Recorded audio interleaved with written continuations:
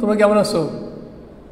তো তোমাদেরকে সবাইকে ভাষা আন্দোলনের মাসে আমি শুভেচ্ছা জানাচ্ছি। আমরা মহান শহীদ ভাষা দিবসে যে জানি যেটি ইতিহাস 1948 সালে পাকিস্তান পার্লামেন্ট গণপরিষদ যখন অধিবেশন চলে, আমাদের কুমিল্লার কৃতি সন্তান নীরেন দত্ত অধিবেশনে বলেন উর্দু ভাষার সাথে বাংলা ভাষাকেও পাকিস্তানের রাষ্ট্রীয় ভাষা হিসাবে চালু করার জন্য, কিন্তু তখন পার্লামেন্ট বোর্ড পাশ করে নেয়। সেই আন্দোলন ধীরে আস্তে আস্তে 1952 সালে, ওই যে আমরা জানি 1948 সালে বলছিলাম, সেই আন্দোলন আসছে 1952 সালে। 1948 সালের থেকে আন্দোলন শুরু হওয়ার পরে 1952 সালে এসে ভাষা আন্দোলন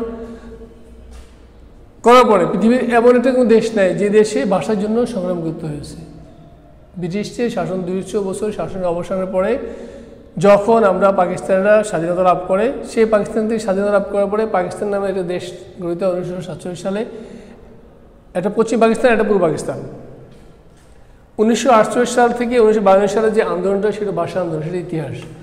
আজ 20 ফেব্রুয়ারি, আগামী দিন 1 ফেব্রুয়ারি আমরা ভাষা আন্দোলনের জন্য যে এই দেশের সালাম বরকত যারা রক্তদান দিয়েছে তার বিনিময়ে ভাষা পেয়েছি, আমরা বাংলা ভাষায় কথা বলতে পারতেছি। সেই জন্য আমরা শহীদ মাতৃভাষা দিবসের স্মরণ করে তাদের বিদয় আত্মা মারফত কামনা করে আজকে ক্লাস আরম্ভ করছি। আমরা বাংলাদেশের বিশ্ব পরিচয়ের প্রথম অধ্যায়ের বাংলাদেশের ইতিহাস নিয়ে গত ক্লাসে পড়ছি। আজকে আমরা পড়ব সেকেন্ড ক্লাসে যাব সেন রাজবংশ।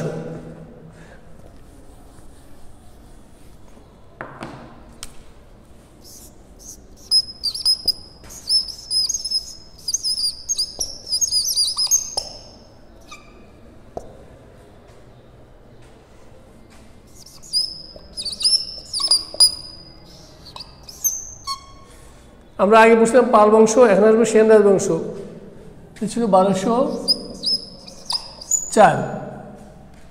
বাংলাদেশ স্বাধীন হওয়ার পর ওই 47 সালে যখন দেশ স্বাধীন হয়, যুগ যুগে এর আগে অনেক দেশে শাসন করছে। সেনরা ছিল, পাল ছিল, সেন আসছে। সেন রাজবংশ আমরা দেখি, আমরা দেখো সেনরা দাক্ষিণাত্যে কর্ণাটক থেকে পালদের অধীনে সেনাবাহিনী চাকরি করার জন্য এদেশে আসে। ধীরে ধীরে তারা নিজেদের শক্তি বাড়াতে থাকে। শেষ দুর্বল রাজা পাল মদন পালের রাজত্বকালে বিজয় সেন লক্ষণ ক্ষমতা অর্জন করে। বিজয় সেন, সেন বংশের বিজয় সেন। বিজয় সেন কাকে পরাজিত করে? পাল রাজা মদন পালের রাজত্বকালে বিজয় সেন ক্ষমতায় আসেন। বিজয় সেনের পর রাজা সেন, বল্লাল সেন, লক্ষণ সেন, তার 2 পুত্র ছিল। বিজয় সেনের 2 পুত্র লক্ষণ সেন এবং বল্লভ সেন। একটা নাম হলো ওনার এই যে বিজয় সেনের 2টা পুত্র, একটা লক্ষণ সেন আর একটা বল্লভ সেন। রাজা বিজয় সেনের মৃত্যুর পরে তার 2 ছেলে লক্ষণ সেন ও বিজয় সেন বাংলার ক্ষমতা দখল করে। দেখবো আমরা যখন বইটা নিবা পড়লো খুলবা, বইটা খোলো।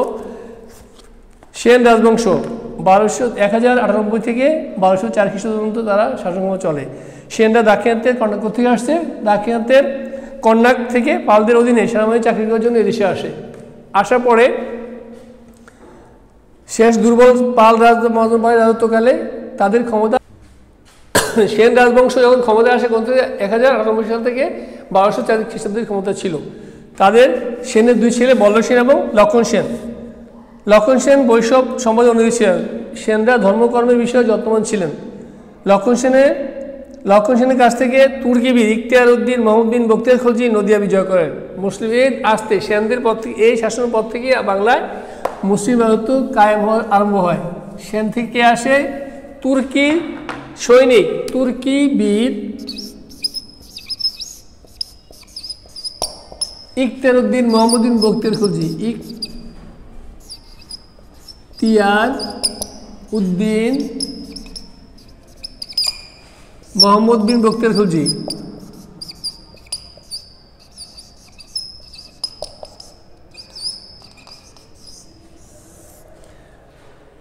সেনদের শাসন থেকে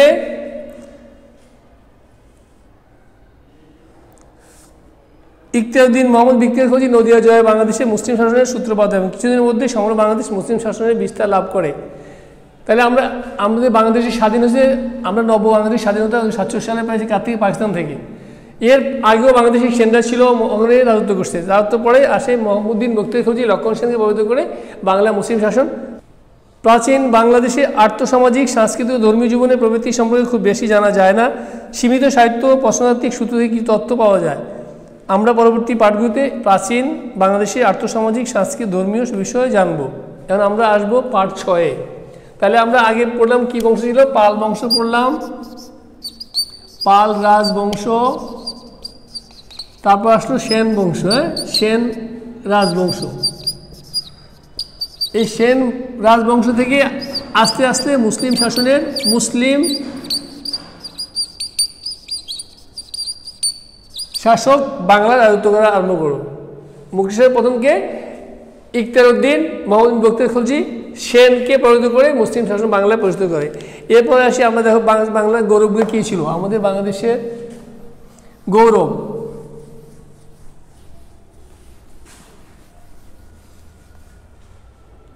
আমরা একটু পড়ছিলাম আর্থসামাজিক,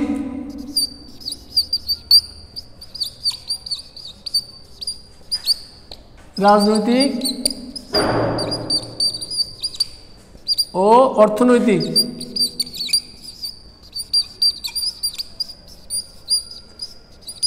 এই তিনটা ক্ষেত্রে, অর্থনৈতিক, রাজনৈতিক আর অর্থনৈতিক সামাজিকের তিনটা ক্ষেত্রে বাংলাদেশের যে অবস্থানে ছিল সেটা আমরা এখন আসবো পার্ট 6 দাও। ধরো পার্ট 6, পার্ট 6 খোলো। পার্ট 6 দেখবে কি?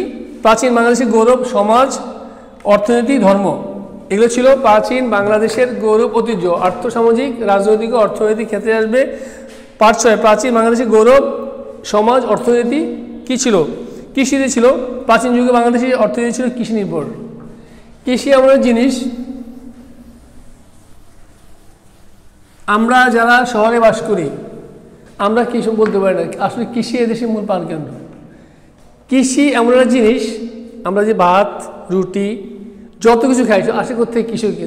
আমরা শহরে থাকি, এই যে বিল্ডিং ইমারত দেখো কী দিয়ে তৈরি? ইট দিয়ে। এটা কোথেকে আসে? কৃষি থেকে, মাটি। এই মাটিতে কৃষি হয়। কৃষি প্রাচীন যুগে বাংলাদেশের অর্থনীতি ছিল কৃষি নির্ভর।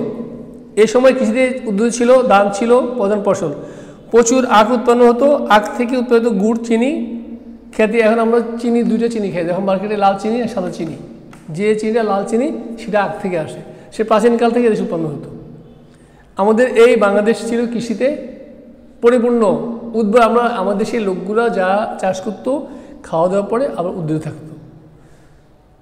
এই গুড়, চিনি বিদেশে রপ্তানি হতো। তুলা, সরিষা, পান চাষের জন্য বাংলাদেশের খ্যাতি ছিল। নারকেল, সুপারি, আম, নারকেল, সুপারি, আম, কাঁঠাল, কলা, ডুমুর প্রভৃতি ছিল আমাদের এই দেশের কৃষির প্রধান ফসল ছিল। কী ছিল? ধান।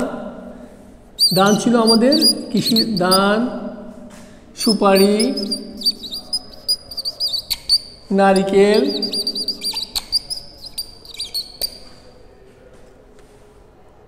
কাঁঠাল, কলা।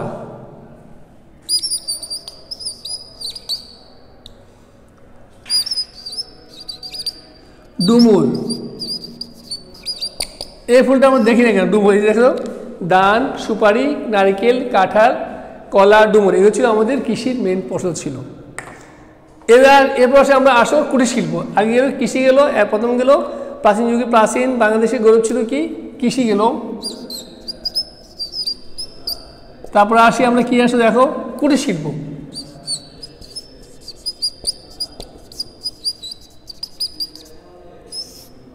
কৃষি বলে আমাদের প্রাচীন বাংলাদেশে অতীত ছিল সমাজের অর্থনীতি, কৃষি, কুটির শিল্প। প্রাচীন যুগ থেকে বাংলাদেশের তাঁতিরা মিহি সুতা, এখন আমরা যে কাপড়ে যে প্যান্ট শার্ট পরি, শাড়ি পরি, মিহি সুতা। এখন কথা ছিল মোগল আমলে একটা শাড়ি, আমাদের জামদানি শাড়ি, একটা শাড়ি বানানোর পরে শাড়িটা ম্যাচের গাড়িতে রাখা যেত, এত মিহি ছিল। শীতকালে যদি রাত্রে বিছিয়ে দেওয়া হতো ঘাসের উপরে, সকালে আর দেখা যেত না, কুয়াশা এত মিহি, এত সফট ছিল। সেটা আমাদের বাংলাদেশে অতীত ছিল। আমরা বই পড়ে দেখতে পারবো কী ছিল। প্রাচীন যুগ থেকে বাংলাদেশের তাঁতিরা মিহি সুতা ও রেশমি কাপড় বুনতে পারদর্শী ছিল। আমরা জানি বাংলাদেশের মুসলিম কাপড় পৃথিবী বিখ্যাত। এই মুসলিম তখন রপ্তানি হতো। এছাড়াও দেশি উন্নত মানের মৃৎশিল্প, মাটির যে আমরা বাসায় ফুল দেখো, ফুলদানি রাখি, অনেক কিছু সাজা, সুন্দর সুন্দর বারান্দায় ফুলের টব, ঘরে শুয়ে রাখি, মৃৎপাত্র, এগুলো হইতো। অলঙ্কার, পোড়ামাটির, ধাতব পাথরের ভাস্কর মূর্তি ছিল প্রশাসনিক শিল্প। চাপাঙ্কিত রূপ, এই যে এখন আমরা টাকা দেখি, টাকাতে দাগ ছিল, মুদ্রা পড়তে ছিল। ব্যবসা বাণিজ্য কৃষিতে উদ্যত হওয়ার পর শিল্পক্ষেত্রে যে বিনিয়োগ থাকতো সেটা বিভিন্ন দেশে রপ্তানি হতো। নদীপথে এই দেশের প্রধান বাহন ছিল তখন নদী, তখন বাস ট্রাক ছিল না, রেলগাড়ি ছিল, নদী ছিল। আমাদের দেখবা প্রত্যেক গ্রামে, আমরা সব গ্রামের ছেলে, গ্রামে প্রত্যেক গ্রামে একটা হাট আছে। হাটগুলো কোথায়? নদীর পাড়ে অবস্থিত। তোমরা নিশ্চয়ই গ্রামের ছেলে, আমরা যেখানে গ্রামে যাবো গ্রাম দেখবা, গ্রাম প্রত্যেক গ্রামে পাশে বড় বিরাট হাট আছে। এখন তো বাজার সব জায়গায় সব তো পাওয়া যায়। এ সময় ছিল শুধু হাট বারে বা হাট বারে হাট পড়তো, সেখানে পাট, ধান, চাল এগুলো বিক্রি হতো। বাজারটা হবে নদীর পাড়ে, অর্থাৎ নৌকা যেন নৌকা দিয়ে মালগুলো নিতে পারে সেই জন্য নদীর পাড়ে করা হতো। এরপর আসে দেখো ধর্মমত সম্প্রদায়। এই যে এটা গেল কৃষি, কুটির শিল্প, ব্যবসা বাণিজ্য, তারপর ধর্ম ও সম্প্রদায়। অনুমিত হয় যে প্রস্তর যুগে বাংলাদেশে মানুষ পৃথিবীর অন্যতম অঞ্চলের মতো পাহাড় পর্বত, নদ নদী, চন্দ্র সূর্য পৃথিবীর পূজা করত, প্রকৃতি পূজারী, অর্থাৎ প্রকৃতি বলা হয় প্রকৃতি পূজারী। প্রাচীন যুগে যেমন মানুষ লোকেরা পূজা করতো, ঠিক মধ্যযুগে আসছে তখনও পাহাড় পর্বত, গাছ, চন্দ্র সূর্য প্রভৃতি পূজা করতো। ঐতিহাসিক যুগে ভারত উপমহাদেশের মতো বাংলাদেশে ব্রাহ্মণ ধর্মের ও আজীবক সম্প্রদায়ের প্রাধান্য ছিল। এটা ব্রাহ্মণ কিন্তু ছিল ব্রাহ্মণ্য ধর্ম আজীবক, নামটা ছিল কি? ব্রাহ্ম ধর্ম এবং আজীবক যে ধর্ম ছিল এই দেশের প্রাধান্য। কি ধর্ম? ব্রাহ্মক,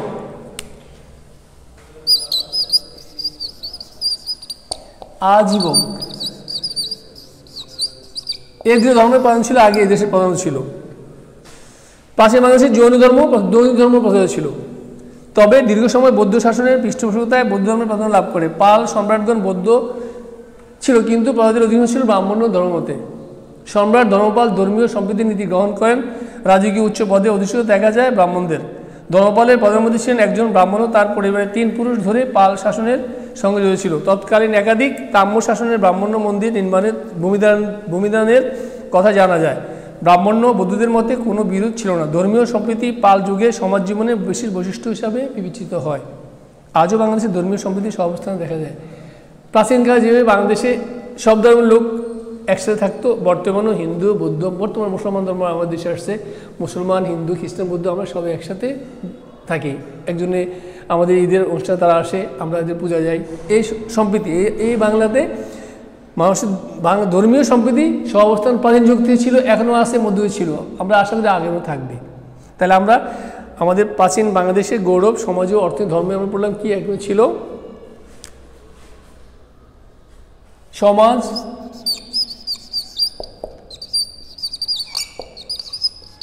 অর্থনীতি আর ধর্ম। আমাদের সমাজটা ছিল কৃষি নির্ভর সমাজ ছিল, অর্থনীতি ছিল কৃষি নির্ভর, ধর্ম আসে, বিভিন্ন ধর্ম ছিল, ধর্মের লোকরা একসাথে বাস করতে সম্প্রীতি ছিল।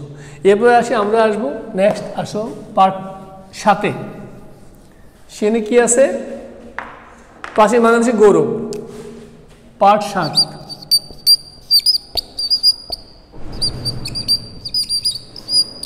প্রাচীন বাংলার গৌরব। গৌরব মানে গর্ব করা। আমাদের বাংলাদেশে কী ঐতিহ্য ছিল আমরা বুঝলাম, বই খুব দেখবা। বিনোদন সংস্কৃতি। প্রাচীন যুগে বাংলাদেশের বিনোদন ধর্মকর্ম অংশ হিসাবে নাচ, গান, নাটক, মল্লযুদ্ধ, কুস্তি খেলা পালন ছিল। এটা সময় ছিল কুস্তি খেলা হতো, মল্লযুদ্ধ হতো, কিন্তু এখন সেটা নাই। এটা আমাদের বাংলার ঐতিহ্য ছিল। কী ছিল? নাচ, গান, নাটক, মল্লযুদ্ধ, কুস্তি খেলার সময় ছিল। পাহাড়পুর বৌদ্ধবিহার নাটক মধ্যস্থ হওয়ার প্রমাণ পাওয়া যায়। মন্দিরে সেবাদার যখন নাচতো, গাইতো। এখনও দেখো মন্দিরে বিভিন্ন অনুষ্ঠানে নাচ গান হয়। এটা এখন নাই, সে প্রাচীন যুগ থেকে চলে আসছে। ঠিক এখনও ধারাবাহিকতা চলতে আসছে।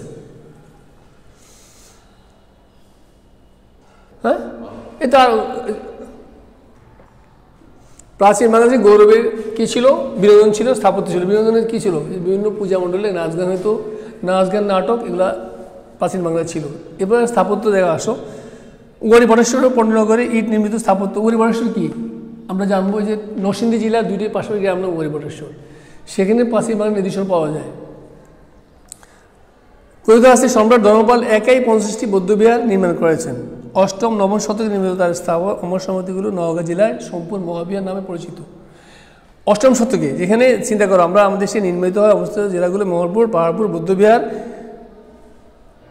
ঐতিহ্য তালিকায় স্থান বিশ্বকের মতে পরবর্তীকালে ইউনেস্কো মহাবিহার ঘোষিত হওয়া বিশ্বকের মতে পরবর্তীকালে ইন্দোনেশিয়া ও মায়ানমারের সম্পূর্ণ বিহার পরিকল্পনা অনুযায়ী বৌদ্ধবিহার স্থাপত্য নির্মাণ করা হয়। ময়নামতি, শালবন বিহার ও স্থাপত্য বিক্রমপুরের স্থাপত্য সময় বাংলাদেশ স্থাপত্য শিল্পের ইতিহাসে গুরুত্ব একটা অংশ। আমরা স্থাপত্যিক দেখব ওয়ারি বটেশ্বর পণ্যগড়ে ইট নির্মিত স্থাপত্য দেখা যায়।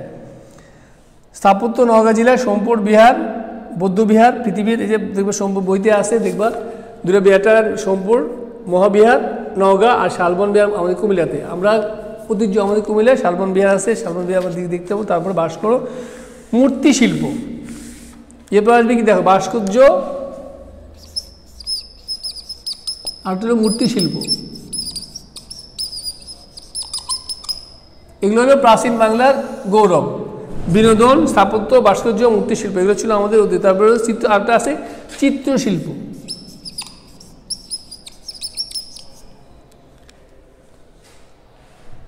ওয়ারি বটেশ্বর, মহাস্থানগড়, পাহাড়পুর, ময়নামতি প্রভৃতি স্থানে বা আবিষ্কৃত পোড়ামাটি, পাথর ও ধাতব ভাস্কর্য মূর্তি শিল্প উৎকৃষ্ট শাসক বহন করে। গুপ্ত ভাস্কর্যের বা ধারাবাহিকতায় এই শিল্প এক নতুন মাত্রা যোগ করে, যা পাল ভাস্কররা পাল ভাস্কর্য নামে পরিচিত। এদের যেন আমরা বই শর্ট কোশ্চেন করবো এক কথা উত্তর, সেখানে আমাদের পাল ভাস্কর্য নামে পরিচিত কোনগুলো ছিল। এটা ছিল কি ওয়ারি বটেশ্বর, মহাস্থানগড়, পাহাড়পুর, ময়নামতি প্রভৃতি স্থানে আবিষ্কৃত পোড়ামাটির, পাথর ও ধাতব ভাস্কর্য মূর্তি শিল্প উৎকর্ষের সাক্ষ্য বহন করে। গুপ্ত ভাস্কর্যের ধারাবাহিকতা এই শিল্পের এক নতুন মাত্রা যোগ করে পাল ভাস্কররা, যা পাল ভাস্কর শিল্প নামে পরিচিত। বাংলাদেশে ভাস্কর শিল্প স্থান করে নেয় সর্বভারতীয় শিল্পকলার আসরে। পাল যুগের দুই বিখ্যাত ভাস্কর শিল্পী ধীমান পাল ও বিট পাল। কি নাম ছিল? ধীমান পাল।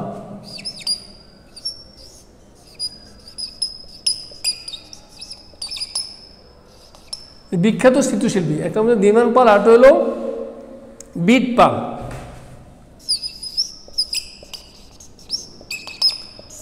প্রাচীন যুগের আমাদের দুইটা শিল্পীর নাম হলো ধীমান পাল এবং বিট পাল। যে পরীক্ষা প্রশ্ন আসে দুজন ভাস্কর্যের নাম লেখো বলো। বিখ্যাত আমাদের এই যে প্রাচীন বাংলার গৌরবের দুজন বিখ্যাত চিত্রশিল্পীর নাম বলো, একটা ধীমান পাল আর একটা হলো বিট পাল। মনে থাকবে আমরা? তাহলে আমরা আমাদের প্রাচীন বাংলা আমরা এবার যাবো আমাদের বাংলাদেশের প্রাচীন গৌরব ভাষা সাহিত্য শিক্ষা। এখন মেন মূল আসবো আমরা পার্ট 8-এ। পার্ট 8 কি আছে?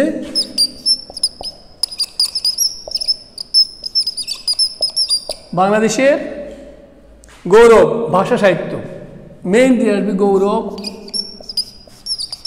কি এটা ভাষা। আস্তে ঠিক কর। ভাষা বাংলাদেশের গৌরব ছিল ভাষা সাহিত্য। আমরা যখন বইটা দেখবা কি ভাষা সাহিত্য মহাস্থানগড় পাথরের খুঁড়িতে একটি লিপি পাওয়া গেছে, ব্রাহ্মী অক্ষরে লেখা লিপিটির সময়কাল খ্রিস্টপূর্ব 3য় শতকে। খ্রিস্টপূর্ব 3য় শতকে, খ্রিস্টপূর্ব 3য় শতকে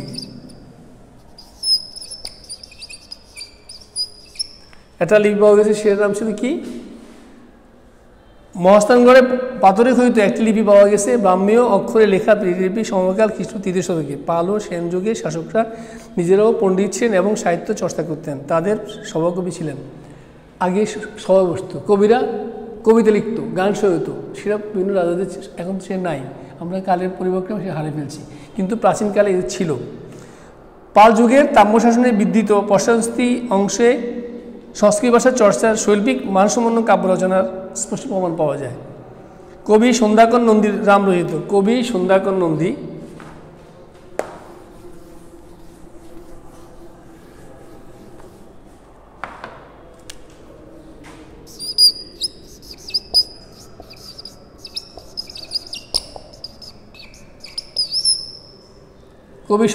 কি লিখছে?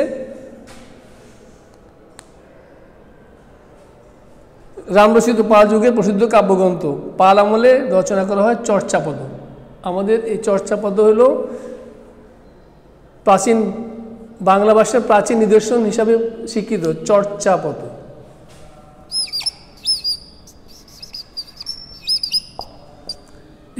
এই যে চর্চাপদটা সেটা প্রাচীন বাংলার ভাষার প্রাচীন নিদর্শন হলো চর্চাপদ। তাহলে আমরা সেন রাজবংশ রাজ্য বিস্তারের পাশাপাশি নিজেও বিদ্যাচর্চা সাহিত্য রচনা করতেন। পণ্ডিতদের সাহিত্য রচনায় উদ্ধৃত করতেন। দান সাগর, অদ্ভুত সাগর, রাজা বল্লাল সেনের রচনা, বৃহৎ রচনা। কি নাম? দান সাগর এবং অদ্ভুত সাগর। সুন্দর দেখছো, এটা দান সাগর,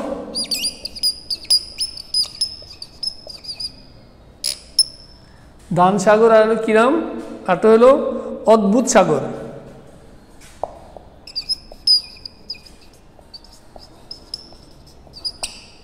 এ দুটো হলো কারোচিত, বল্লাল সেন লিখছে, ওই যে বল্লাল, হ্যাঁ বল্লাল সেন, বল্লাল সেনের দুটো কাব্য হলো দান সাগর এবং অদ্ভুত সাগর, অদ্ভুত সাগর। তাহলে শুধু সাহিত্য চর্চা বর্তমান হচ্ছে না, সে প্রাচীন যুগ থেকে এদেশে ছিল। রাজসভায় পণ্ডিত, জ্ঞানী ও কবিদের সমাবেশ করেছিল। জয়দেবের গীত গোবিন্দ, গোবিন্দ দোয়াবীর, পবনদূত কাব্য অমর সাহিত্যকর্ম। মানুষের মুখে মুখে ছড়িয়ে থাকা কবিতা সেন যুগের শেষ দিকে শ্রীধর দাস সংকলন করে নাম দেন সুদীপ্ত কন্যামূর্তি। শেষ যুগে, সেই সেন যুগের শেষে মানুষের মুখে মুখে ছড়িয়ে পড়া তার কবিতা সমূহকে একসাথ করে শ্রীধর দাস সংকলনের নাম দেন সুদীপ্ত কন্যামূর্তি। এটা কি? হ্যাঁ, এবার তারপর আসলে শিক্ষা। এ তো গেল সাহিত্য চর্চাগুলো। এবং আমরা শিক্ষাতে কী ছিল? আমাদের এই বাংলার অবদান ছিল শিক্ষাতে প্রচুর ছিল। শিক্ষা, আমরা ভাস্কর্য গেল, চিত্রশিল্প গেল, তাম্রশিল্প, তারপরে মূর্তিশিল্প সব হওয়ার পরে ভাষা সাহিত্য পরে আসবে শিক্ষা। আমরা পাল যুগের আগে বাংলাদেশের শিক্ষার সম্বন্ধে খুব বেশি জানা যায় না, তবে পাল যুগে শিক্ষার ব্যাপক বিস্তার দেখে অনুমান করা যায় মৌর্য গুপ্ত যুগে শিক্ষার প্রচলন ছিল। বাংলাদেশে পাল যুগে অনেক বৌদ্ধ বিহার আবিষ্কৃত হয়। বিহারগুলো ছিল একটি শিক্ষা প্রতিষ্ঠান। বিহার, এই যে বর্তমানে যে বিশ্ববিদ্যালয় শিক্ষা প্রতিষ্ঠান, তখন প্রাচীন যুগে ছিল বাংলাদেশে ছিল বৌদ্ধ বিহার, বিহার নামে। সেখানে বিহারে পণ্ডিতরা পড়াতেন। বিশেষ করে বৌদ্ধ ছাত্র এখানে পড়াশোনা করত। এখানকার শিক্ষকদের বলা হতো আচার্য বা ভিক্ষু। আচার্য বা বর্তমানে যে আমাদের বিশ্ববিদ্যালয়ের প্রধানকে বলা হয় আচার্য।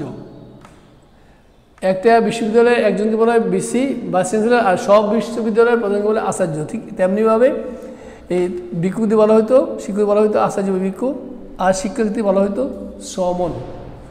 সমন আমরা বর্তমানে ছাত্র বলি না,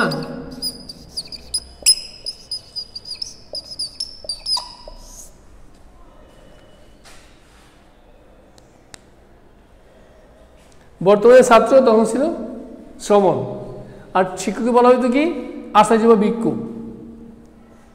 প্রাচীন বাংলাদেশে হিন্দুদের প্রাথমিক শিক্ষা বিদ্যালয় ছিল 3 ধরনের, যেমন গুরুগৃহ, চতুর্থ পার্টি ও পাঠশালা। রাজা, মন্ত্রী বা অভিজাত পরিবারের ছেলেরা গুরু গিয়ে পড়ার সুযোগ পেত। গুরুরা অর্থাৎ ব্রাহ্মণ সন্ন্যাসী বনের মধ্যে কুটির বানিয়ে থাকতো, সেখানে তারা ছাত্ররা থাকতো, পড়ালেখা করতো। কারা পড়তো? তার কাছে রেখে আসা হতো ছাত্রদের। ছাত্ররা গুরুর বাড়িতে থাকতো এবং গুরুর কাছে পড়াশোনা করতো। চতুষ্ঠ পাঠীও পড়তে পারতো কেবল ব্রাহ্মণগড়ের ছেলেরা, মেয়েরা। এখানে সংস্কৃত ভাষা শেখানো হতো যাতে টোলে উচ্চশিক্ষা গ্রহণ করার সুবিধা ছিল। টোল কাকে বলে? টোল। হিন্দুদের উচ্চশিক্ষা প্রতিষ্ঠানকে বলা হতো টোল। আমরা টোল নতুন একটা শব্দ পেলাম। আমরা বর্তমানে স্কুল বিশ্ববিদ্যালয় পড়ি না, তখন ছিল টোল ছিল। টোল কাকে বলা হয়? যেখানে সে সমাজের ছেলেমেয়েরা লেখাপড়া করতো। কাদের? বৌদ্ধ ভিক্ষুদের কাছে। বনের ভিতরে বৌদ্ধরা ঘর বানিয়ে থাকতো, সে পড়তো কারা? হিন্দু ছেলেরা। টোলের উচ্চশিক্ষা গ্রহণ করতো সুবিধা হিন্দুদের উচ্চশিক্ষা প্রতিষ্ঠানে বলা হতো টোল। হিন্দু ধর্মগ্রন্থ টোলের প্রধান পাঠ্য বিষয় ছিল। টোল পরীক্ষা প্রশ্ন আসে, টোল কি? টোল কাকে বলে? তা আমি কি বলবো? হিন্দুদের উচ্চশিক্ষা প্রতিষ্ঠানকে টোল বলা হতো। টোলের হিন্দু ধর্মগ্রন্থ টোলের প্রধান পাঠ্য বিষয় ছিল। ইউরোপের দেশগুলোতে 12-13 শতকে বেশ কিছু বিশ্ববিদ্যালয় গড়ে ওঠে। তোমরা চিন্তা করো, যেখানে 12-13 শতকে আর আমাদের 8 শতকে, আর এখানে সেখানে ইতালিতে যেমন বোলোনা বিশ্ববিদ্যালয়, ফ্রান্সে প্যারিস বিশ্ববিদ্যালয়, ইংল্যান্ডে ক্যামব্রিজ, অক্সফোর্ড বিশ্ববিদ্যালয় ইত্যাদি। অথচ 8ম শতকে আমাদের দেশে টোল হয়। 12-13 শতকে ইউরোপে 12-13 শতকে হয়েছে, ইউরোপ মহাদেশে 12-13 শতকে বিভিন্ন ইউরোপে, ইতালিতে ইউরোপে যেখানে দেখো ইউরোপ মহাদেশগুলিতে 12-13 শতকে বেশ কিছু বিশ্ববিদ্যালয় গড়ে ওঠে, যেমন ইতালির বোরোনা বিশ্ববিদ্যালয়, ফ্রান্সের প্যারিস বিশ্ববিদ্যালয়, ইংল্যান্ডের ক্যামব্রিজ অক্সফোর্ড বিশ্ববিদ্যালয় ইত্যাদি। অথচ 8ম শতকে মধ্যে বাংলাদেশের ভারতের পশ্চিমবঙ্গ বিহারে অনেক বড় বড় বৌদ্ধবিহার গড়ে উঠেছিল। এসব বিহারে শুধু ধর্মীয় বই পড়ানো হতো না, এখানে চিকিৎসাবিদ্যা, ব্যাকরণ, জ্যোতিষশাস্ত্র সহ নানা বিষয় শিক্ষা দেওয়া হতো। এসব আলোচনা থেকে বোঝা যায় শিক্ষার ক্ষেত্রে প্রাচীন বাংলাদেশের মানুষ বিশ্বের অনেক দেশের চেয়ে এগিয়ে ছিল। তাহলে আমরা যেখানে ইউরোপ মহাদেশে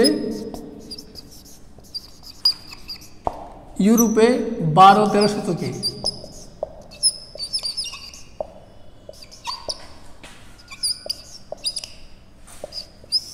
আর আমাদের বাংলাদেশে হলো কত 8ম শতকে।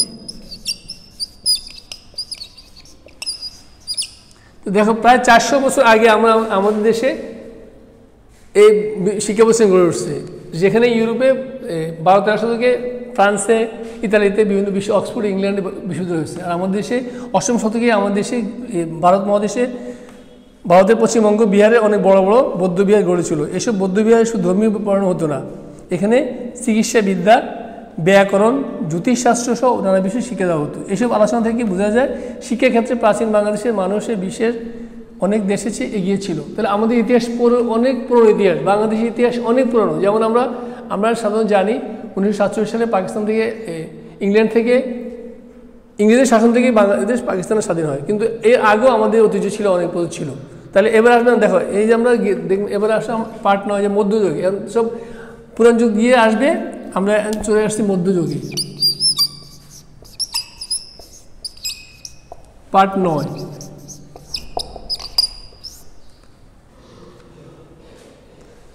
অষ্টমে প্রাচীন বাংলাদেশের গৌরব শেষ হল, মধ্যযুগে আসছি। মুসলমানদের শাসন ক্ষমতা লাভের পর বাংলাদেশে মুসলিমের শুরু হয় 1204 খ্রিস্টাব্দে। এই 1204 ইতিহাস আমাদের আরেকটা ইতিহাস। 1204 খ্রিস্টাব্দে রাজা লক্ষণ সেনকে পরাজিত করে তুর্কি মুসলমান সেনাপতি ইখতিয়ার উদ্দিন মহমদ, আমরা আগে পড়ছিলাম মনে আছে, সেন বংশের সময় মুসলমানদের শাসন ক্ষমতা লাভের পর থেকে বাংলাদেশের মধ্যযুগ সূচনা হয়। 1204 খ্রিস্টাব্দে রাজা লক্ষণ সেনকে পরাজিত করে তুর্কি মুসলমান সেনাপতি ইখতিয়ার উদ্দিন মোহাম্মদ বখতিয়ার খলজি বাংলাদেশে মুসলিম শাসন আরম্ভ করে। পর্যায়ক্রমে তুর্কি মুসলমানের সেনাপতিরা সারা বাংলাদেশে মুসলিম শাসন বিস্তার করে।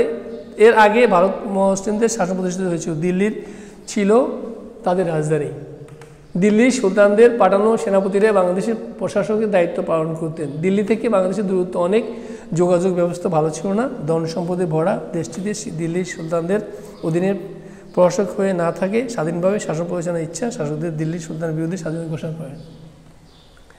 যখন মুসলিম শাসকরা এদেশ গ্রহণ করে তখন দিল্লি থেকে এদেশে শাসক পালন হতো, কিন্তু তারা দিল্লির শাসক অধীন না থেকে নিজেরাই শাসক হওয়ার অভিপ্রায় ব্যক্ত করে। এরপরে এরা তাদের বিরুদ্ধে আন্দোলন করে।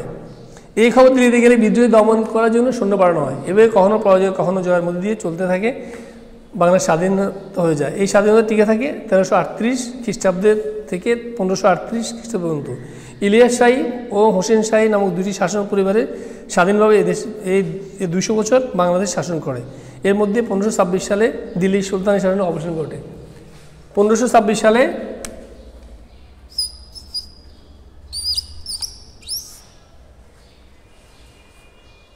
দিল্লির সুলতানের শাসনের অবসান ঘটে 1526 সালে। 1204 সালে মুসলিম শাসন আরম্ভ হয়। এরপর এসে 1526 সালে মুসলিম শাসনের অবসান ঘটে। কাদের হাতে যায়? তখন ভারতের দখল ছিল নিয়ে অনেকটি মুসলিম শক্তি, তারা মোগল নামে পরিচিত। মুসলিম থেকে যায় মোগলদের কাছে, শুরু থেকে দখল করে চেষ্টা করে, তবে সফল হয়নি।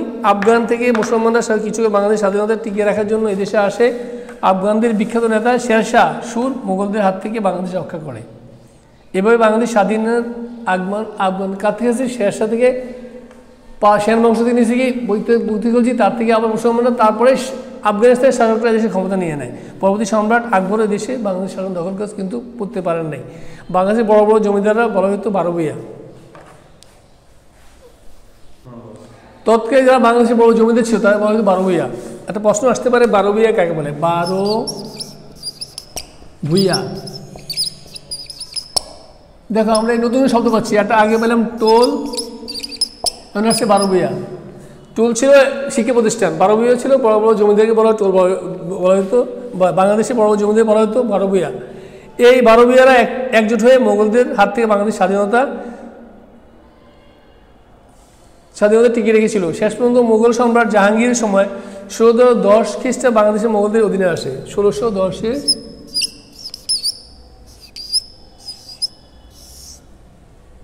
সম্রাট জাহাঙ্গীর আমলে মোগল অধীনে আসে। স্বাধীনতা হারিয়ে এবার বাংলাদেশে মোগলদের অধীনে একটি প্রদেশ পরিণত হয়। এই পরীক্ষায় মোগলদের শাসন চলে 1757 পর্যন্ত। আমরা আগে বলছিলাম না 1757।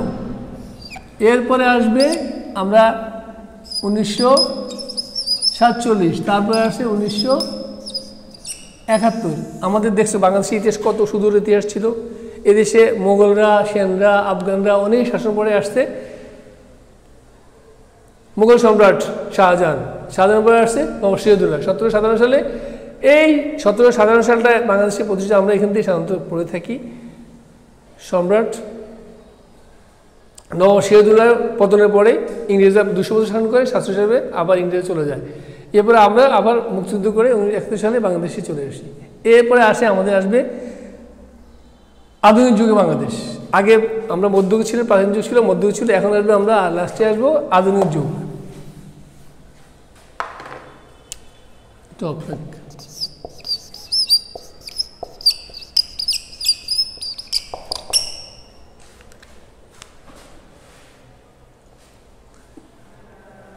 এটা পার্ট 10। কি আসবে? আধুনিক যুগ। তাহলে প্রাচীন যুগ গেল, মধ্যযুগ গেল, আধুনিক যুগ আসে। বাংলাদেশ প্রাচীনকাল থেকে ভারত মহাদেশের অংশ ছিল। মুসলমান সাম্রাজ্যের অবসান ঘটিয়ে ভারত মহাদেশের শাসন ক্ষমতা বসে ইংরেজরা। কোন সাল থেকে? 1957 সালে পলাশী যুদ্ধে নরসিংহ পরাজিত করে ইংরেজরা আসে। কত রকম ছিল? 1947। এই গ্যাপটা ছিল প্রায় 200 বছর। এই 200 বছর পরাধীনতার পর থেকে যখন আমরা ভারত আর পাকিস্তান নামে নতুন দুটি দেশ সৃষ্টি হয়, সৃষ্টি হওয়ার পরে পাকিস্তানের অধীনে আমরা চলে যাই। আমাদের রাজধানী ছিল পাকিস্তানে, পশ্চিম পাকিস্তানের পূর্ব দেশ ভাগ ছিল। এরপরে আসে মহান মুক্তিযুদ্ধের মাধ্যমে আমরা ভাষা আন্দোলন করে, তারপর মুক্তিযুদ্ধের মাধ্যমে আমরা এই স্বাধীন বাংলাদেশ পেয়েছি। পরবর্তী শাসন ক্ষমতা গ্রহণ করে ইংরেজ রানী ভিক্টোরিয়া।